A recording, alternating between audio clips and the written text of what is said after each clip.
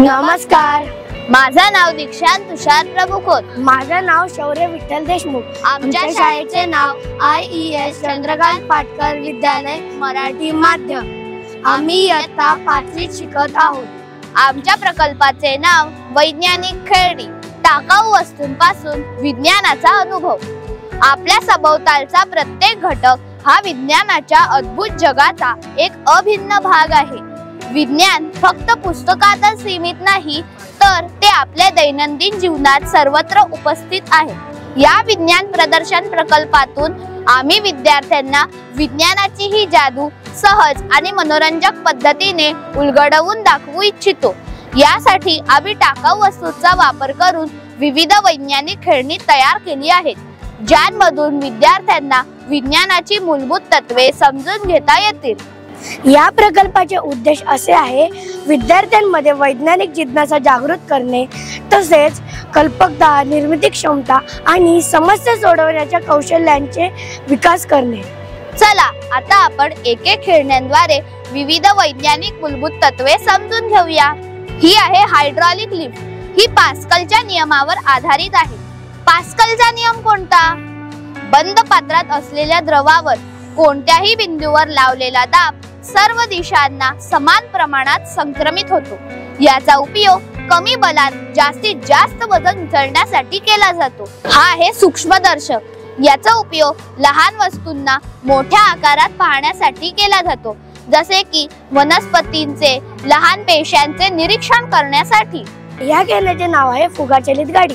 फुगाचलित गाडी ही न्यूटनच्या 3ऱ्या नियमावर आधारित आहे.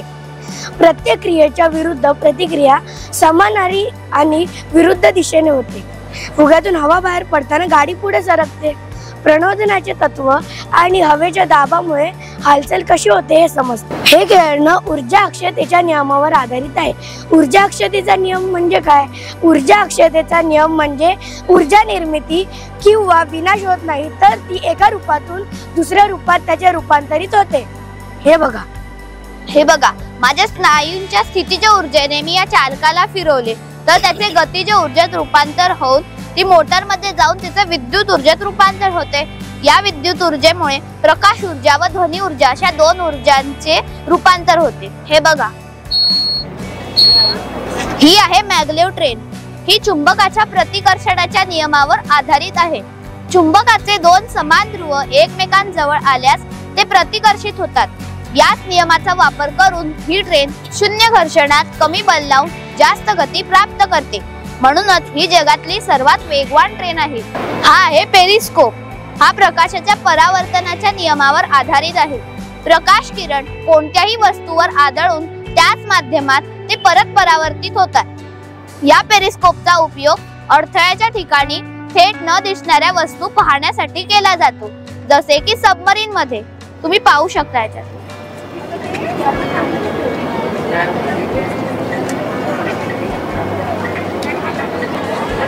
या खेळण्याचे नाव आहे न्यूटनचा झुला. जर कोणतीही बाह्य शक्ती प्रणालीवर कार्य करत नसेल, तर त्या प्रणालीतील सर्व वस्तूंच्या संवेगांची बेरीज नेहमी स्थिर राहते. हे बघा,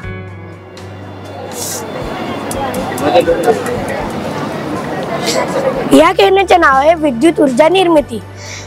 या खेळण्याद्वारे विद्युत ऊर्जा निर्मिती कशी होते हे आपण विद्यार्थ्यांना दाखवू शकतो. तारेच्या कुंडलीतून चुंबक हलवून विद्युत प्रवाह निर्माण करता येतो. हे बघा, ही वाइंडिंग वायर चुंबकाचे क्षेत्र कापते, त्यामुळे वीज निर्मिती होते. हे बघा, हा आहे स्टेथोस्कोप. आपल्या सर्वांनाच माहिती आहे की ध्वनी ही एक ऊर्जा आहे. ती कणांच्या कंपनामुळे होते. या कंपनामुळे बाजूचे इतर सर्व कण देखील कंप पाहून ध्वनीचे संक्रमण होते. याला माध्यमाची गरज असते. यात माध्यम काय आहे? तर यात माध्यम आहे हवा.